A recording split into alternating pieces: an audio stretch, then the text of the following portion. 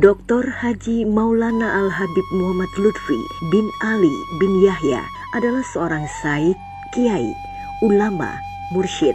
Lahir di Pekalongan tanggal 10 November tahun 1947.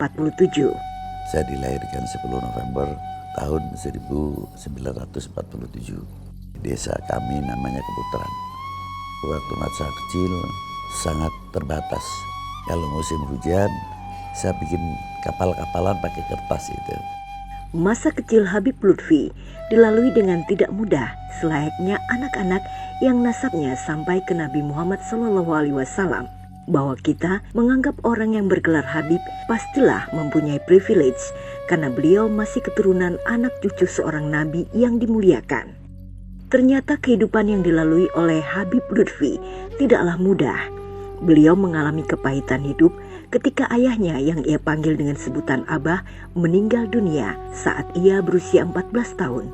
Kemudian diasuh oleh uaknya selama 3 tahun.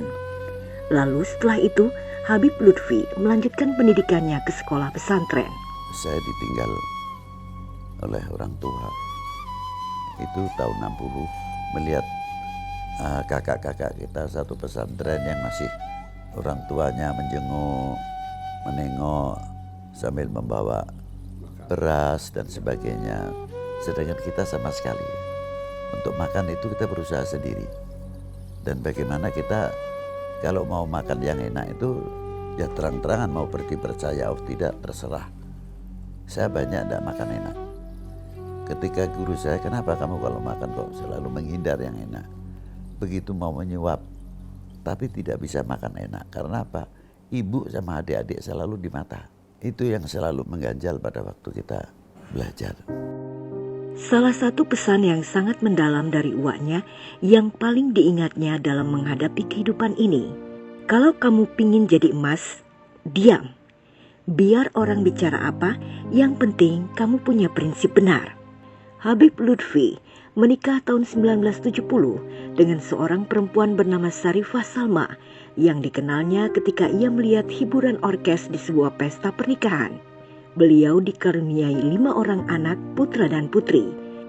Lelaki penyuka bidang ilmu antropologi ini selalu melihat orang itu bukan dari penampilan luarnya saja.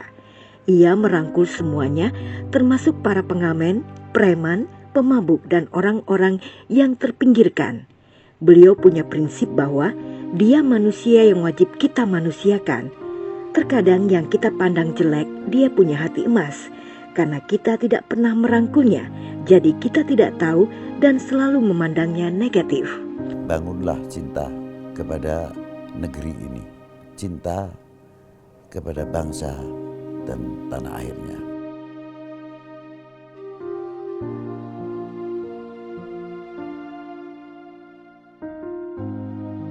Belajarlah kita melihat sesama kita dengan pandangan penuh kasih sayang, bukan permusuhan. Karena dengan kasih sayang akan lebih mudah untuk kita berbicara dan membangun negeri ini demi membekali generasi yang akan datang mampu menjawab tantangan umat dan tantangan bangsa.